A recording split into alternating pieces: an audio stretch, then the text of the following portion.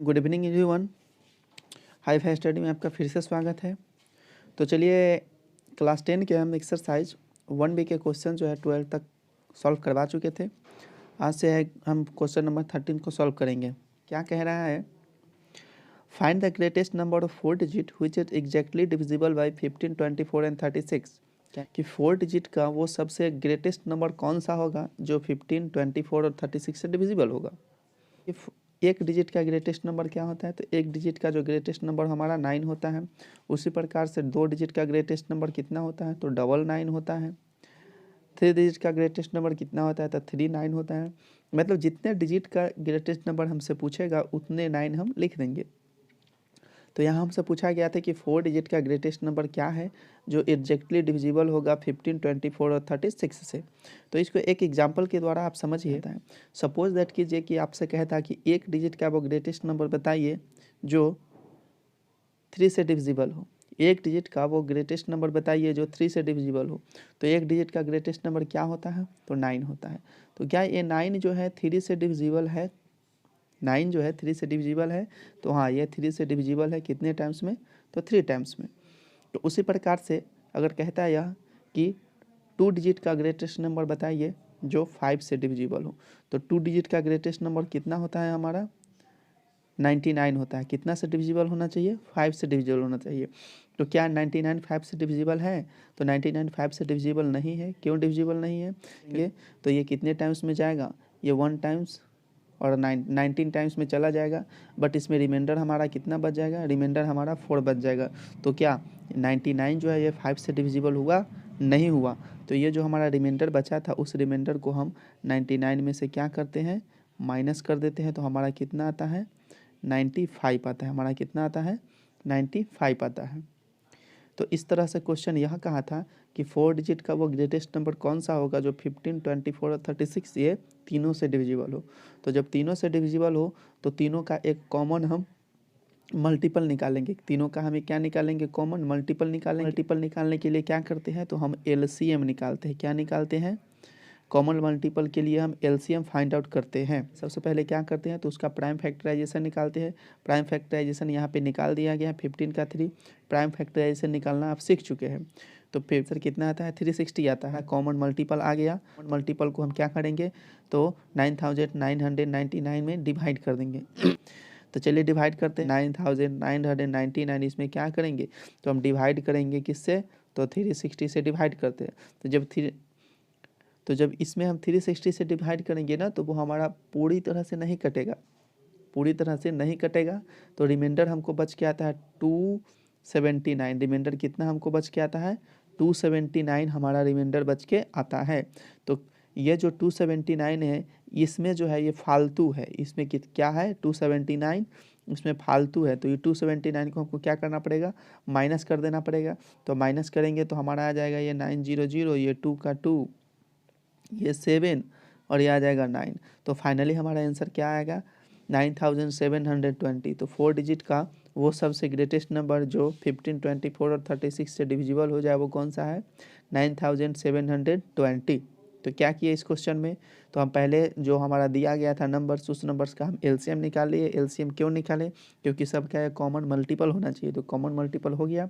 Common multiple निकालने के बाद जो हमारा ग्रेटेस्ट नंबर था उस ग्रेटेस्ट नंबर में हम डिवाइड किए कॉमन मल्टीपल से। जब डिवाइड करते हैं तो देखते हैं कि वो फाइनली पूरी तरह से कटता नहीं है। अगर कट जाता तो 9999 हमारा आंसर हो जाता, बट वो कटा नहीं। तो वो पूरी तरह से कटा नहीं, रिमाइंडर बच गया। तो उस रिमाइंडर को हम क्या करते हैं, उसमें से माइनस कर लेते हैं और फाइनली हमारा निकल के आंसर आ जाता है। तो इस तरह से थर्ड नंबर क्वेश्चन सॉल्व हुआ। अब चलिए नेक्स्ट नंबर क्वेश्चन देखते हैं। इन अ सेमिनार, कोई एक सेमिनार था। The number of participate in Hindi, तो सेमिनार में हिंदी में पार्टिसिपेट करने वाले, अंग्रेजी में पार्टिसिपेट करने वाले और मैथ में पार्टिसिपेट करने वाले का नंबर दिया गया है। तो हिंदी में जो है पार्टिसिपेट 60 लोग किए, इंग्लिश में पार्टिसिपेट जो है वो 84 लोग किए और मैथमेटिक्स में 108 लोग किए। देखिए कितना इंटरेस्टेड लोग हैं। इसमें भी क्वेश्चन भी कह रहा है कि मैथ में इंटरेस्ट ज़्यादा रखने वाले लोग हैं। तो इस तरह से पार्टिसिपेट किए। Find the minimum number of rooms, तो कहता है मिनिमम नंबर ऑफ रूम्स बताइए required if in each room the same number of participant are to be seated and of them in the being the same subject. तो कहता है कि क्या करते हैं कि इस क्वेश्चन का सोल्यूशन कैसे किया जाता है। Minimum number of rooms required, इसका फार्मूला है minimum number of rooms required is equal to total number of participants is equal to total number of participants by HCF। जो नंबर हमारा दिया गया उस नंबर का हम HCF निकालते हैं, यानी जितने पार्टिसिपेंट्स हैं उनका HCF निकाल लेते हैं। तो चलिए HCF हम निकालते हैं। ये तो प्राइम फैक्टराइजेशन की मेथड से हम HCF निकालेंगे। तो देखिए यहाँ पहले प्राइम फैक्टराइजेशन निकाल दिया गया है, तो प्राइम फैक्टराइजेशन निकालना आप सीख चुके हैं, आसानी से निकाल लीजिएगा। कॉमन वाले चुन लीजिए, तो कॉमन हमारे इसमें 2 है, इसमें 2 है, इस 2 सब में है, तो 2 हमारे कॉमन हो गया। उसके बाद देखिए 3 है क्या, 3 तीनों में 3 है, तो 3 भी हमारे हो जाएंगे। 5 नहीं है, 7 नहीं है, तो हमारे कॉमन क्या आ गए, केवल 2 और 3। तो हम HCF में कॉमन को ही लिखते हैं। अब आ गई बात पावर की, तो पावर की बात आ गई, तो पावर वाला देखिए इसमें से सबसे कम वाला पावर, तो सब में 2 के पावर 2 है, तो 2 के पावर 2 ले लिए। अब देखिए सबसे कम पावर 3 वाला कौन है, तो 3 के पावर 3, 3 के पावर 1, 3 के पावर 1, तो 3 के पावर 1 हो जाएगा। तो फाइनली ये जो हो जाएगा 4 हो जाएगा, और ये हो जाएगा हमारा 3। तो 4 3 जा कितना हो जाएगा, 12 हो जाएगा, यानी हमारा HCF कितना आ गया, 12 आ गया। तो आगे अब क्या करेगा, और नंबर ऑफ पार्टिसिपेंट्स कितने आ जाएंगे टोटल, हमारे नंबर ऑफ पार्टिसिपेंट जो है हमारे ये हो जाएंगे हमारे 60 + 84 + 108, और डिवाइड किससे करना है हमको, तो हमारा HCF था वो 12 से डिवाइड कर देंगे।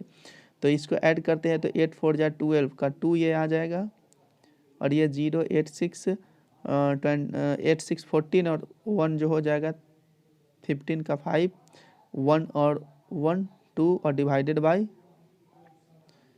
12 आ जाएगा। तो फाइनली हमारा डिवाइड करके कितना आएगा, तो 12 2 जा 24 का 2, और 12 1 जा, तो हमारा नंबर ऑफ रूम्स कितने आएंगे, 21 आएंगे। लैंग्वेज में कैसे लिखेंगे, तो देखिए नीचे लैंग्वेज में लिखा गया है। तो चलिए नेक्स्ट क्वेश्चन की तरफ बढ़ते हैं। 16 नंबर क्या कह रहा है, 16 नंबर में 3 pieces of timber 42 metre 49 metre and 63 metre long have to divided into planks of the same length. What is the greatest possible length of each planks? How many planks are formed? कह रहा है कि 3 piece है timber मतलब लकड़ी का 3 piece है, उस पीस को जो है डिवाइड किया जाता है प्लैंक्स में, डिवाइड किया जाता है कि उसमें प्लैंक्स में, और सेम लेंथ का प्लैंक्स होना चाहिए। तो पूछा जा रहा है कि what is the greatest possible length of each plank, तो ईच प्लैंक का ग्रेटेस्ट पॉसिबल लेंथ कितना होगा, और कितने प्लैंक्स बन पाएंगे। तो इसके लिए क्या करेंगे हम, तो देखिए लिखा गया है कि the length of 3 pieces of timber, तो पहले किया जाता है, तो सबसे पहले जो दिया गया लेंथ है, टिम्बर का लेंथ है, उसका हम HCF निकालेंगे। क्या निकालेंगे, HCF निकालेंगे, और जो HCF हमारा होगा वही हमारा greatest possible length of each plank होगा।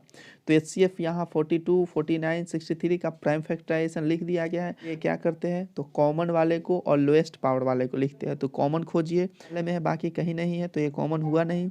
3 ऊपर वाले में है, नीचे वाले में है, बट बीच वाले में नहीं है, तो 3 भी कॉमन नहीं होगा। 7 ऊपर वाले में है, नीचे वाले में भी है, और बीच वाले में भी है, तो हमारा HCF कितना हो जाएगा, हमारा जो HCF हो जाएगा वो हमारा हो जाएगा 7। तो यहाँ पे क्या कहा कि greatest possible length of each plank कितना आने वाला है, 7 आने वाला है। तो चलिए नेक्स्ट क्वेश्चन की तरफ बढ़ते, वो 17 number, find the greatest possible length which can be use to measure exactly the length 7 metre 3 metre 85 centimetre and 12 metre 95 centimetre. क्या कहा के द्वारा समझते हैं कि क्वेश्चन कहा क्या है। जैसे एग्जांपल में हम लेते हैं, एक 12 मीटर लेंथ का कोई चीज़ है, उसके बाद 18 मीटर लेंथ का कोई चीज़ है, और 24 मीटर लेंथ का कोई चीज़ है। तो क्वेश्चन हमसे यह कहा है कि ये तीनों लेंथ को मेजर करने वाला ये तीनों चीज़ को मेजर करने वाला कोई एक बड़ा सा स्केल बताइए जो ये तीनों को कम्प्लीटली मेजर कर दे। तो ये तीनों को कम्प्लीटली मेजर करने वाला कौन होगा, तो देखेंगे कि ये तीनों किससे कट रहा है। तो 12 2 से कटेगा, 18 भी 2 से कटेगा, 24 भी कटेगा, तो 2 से तो ये तीनों कट गया। अब नेक्स्ट देखते हैं किससे कट सकता है, 3 से कट सकता है, तो हाँ 3 से भी कट जाएगा। अब देखते हैं कि 4 से कटेगा, तो 4 से नहीं कटेगा, 5 से तो कटेगा ही नहीं। अब 6 से देखते हैं, 6 से तो 12 भी 6 से कटेगा, 18 भी 6 से कटेगा, 24 भी कटेगा। तो देखिए क्या कहा है कि वो सबसे बड़ा स्केल होना चाहिए, सबसे बड़े लेंथ का स्केल होना चाहिए। तो 2 बड़ा होगा कि 3 बड़ा होगा कि 6 बड़ा होगा, 6 बड़ा होगा, तो हमारा क्या आंसर होगा यहाँ पर 6 होना चाहिए। तो इसी तरह से इसमें ये क्वेश्चन का पहले देखिए इसमें क्या दिया गया है कि 7 मीटर, तो ये मीटर में है, 3 मीटर 85 सेंटीमीटर, ये सही नहीं है, इसको एक यूनिट में चेंज करना पड़ेगा, या तो सबको सेंटीमीटर में ही चेंज कीजिए या मीटर में ही चेंज कीजिए। 12 मीटर 95 सेंटीमीटर, तो ये भी सही नहीं है, ये सबको एक समय चेंज करना होगा। तो चेंज करने के लिए क्या कर, मीटर में ही चेंज कर देते, छोटा यूनिट में चेंज कर देते हो तो बेटर रहेगा। 7 मीटर को चेंज किए तो 700 सेंटीमीटर हो जाएगा। नेक्स्ट है 3 मीटर 85 सेंटीमीटर, 8 सेंटीमीटर और 85 सेंटीमीटर, तो मिलकर हो जाएगा 385 सेंटीमीटर। 12 मीटर 95 सेंटीमीटर, इसको चेंज किए तो 1295 सेंटीमीटर हो जाएगा। क्यों हो जाएगा? क्योंकि 1 मीटर बराबर होता है 100 सेंटीमीटर। तो रिक्वायर्ड जो हाईएस्ट, जब हाईएस्ट निकालना होता है लेंथ का कोई चीज़, तो हम क्या निकालते हैं? हाईएस्ट के लिए हम क्या निकालते हैं? हम HCF निकालते हैं। हाईएस्ट के लिए क्या निकालते हैं? HCF निकालते हैं। तो 700 385 और 1295 के क्या निकालेंगे? HCF निकालेंगे, प्राइम फैक्टराइजेशन से निकालेंगे।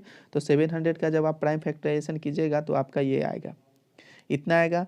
385 का यह आएगा, 1295 का यह आ जाएगा। तो HCF के लिए क्या करते हैं? कॉमन और हाई लोएस्ट पावर को चुन, HCF के लिए क्या करते हैं? कॉमन और लोएस्ट पावर वाले को चुनते हैं। तो 2 है, 5 है, 7 है, इसमें देखिए 5 7 11 है, 5 7 37 है। तो 2 ऊपर वाले में है, बाकी कहीं नहीं है, तो 2 कॉमन नहीं हुआ। 5 देखिए 5 ऊपर वाले में है, नीचे वाले में भी है, मिडिल वाले में भी है, तो 5 हो जाएगा हमारा। नेक्स्ट 7 है, इसमें भी 7 है, इस 7 भी है, तो एक 7 हो गया। तो HCF क्या होगा? 5 × 7 यानी 35।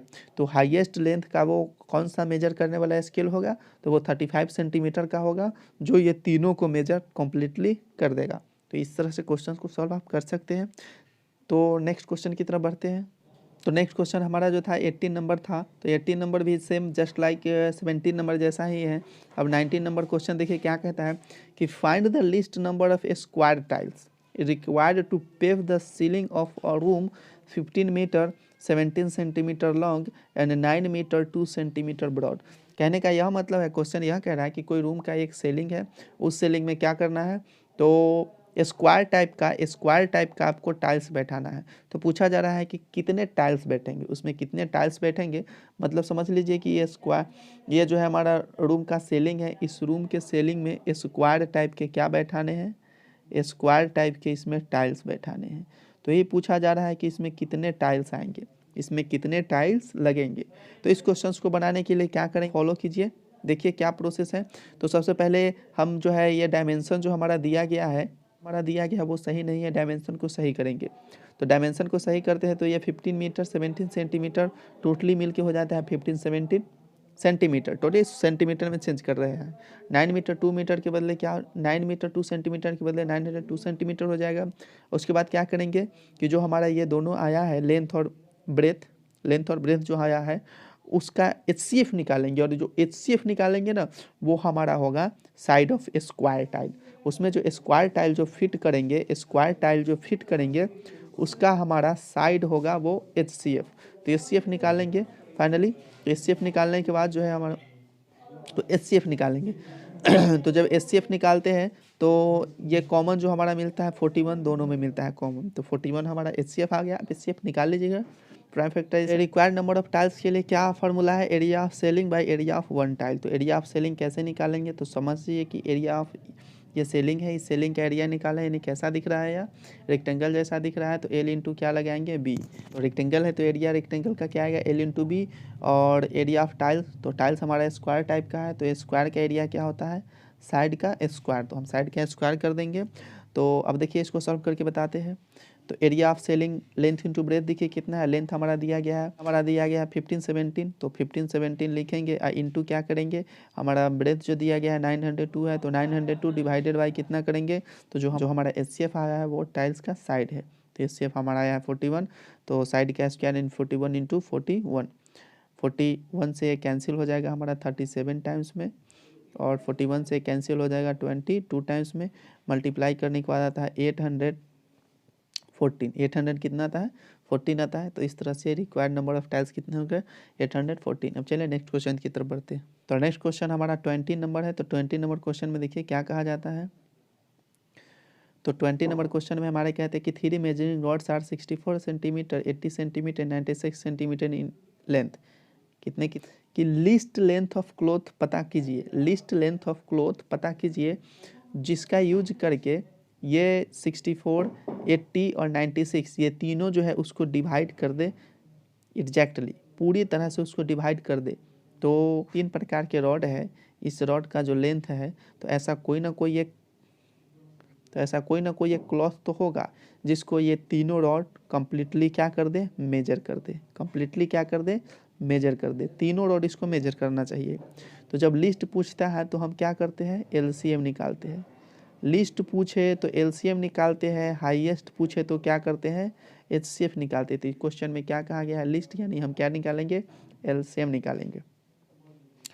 तो चलिए एलसीएम निकालने के लिए प्राइम फैक्टर निकालते हैं। तो 64 के लिए लिखते हैं 2 के पावर 6 आता है, 80 के लिए 2 के पावर 4 और 5 आता है, 96 के बदले 2 के पावर 5 और 3 आता है। तो एलसीएम में क्या करते हैं, जो है कॉमन उसको तो लिखते हैं, बाकी जो बच जाता है उसको भी लिख देते हैं। तो 2 सब में कॉमन है तो 2 लिख दिए, उसके बाद 5 बचा हुआ है, 5 को लिख दिए, उसके बाद क्या बचा हुआ है, 3 बचा हुआ है, 3 को लिख दिए। अब बात आ गई पावर की, तो एलसीएम में हम हाईएस्ट पावर को लिखते हैं और एचसीएफ में लोएस्ट पावर को। तो यहाँ एलसीएम है, हाईएस्ट पावर कितना है, 6 है। तो जब इसको हम फाइनली मल्टीप्लाई करते हैं तो ये हमारा आता है 960। एलसीएम कितना आता है, 960, और किस चीज़ में, सेंटीमीटर में। तो अगर हमारा आंसर क्या है कि मीटर में बताइए, तो मीटर में हम बता देंगे। मीटर के लिए क्या करेंगे, 100 से इसमें क्या करेंगे, मीटर के लिए 100 से इसमें हम डिवाइड कर देंगे। तो 100 से डिवाइड करके 9.6 क्या आ जाएगा, मीटर आ जाएगा। तो जब लिस्ट पूछे एलसीएम निकालेंगे, हाईएस्ट पूछे एचसीएफ निकालेंगे।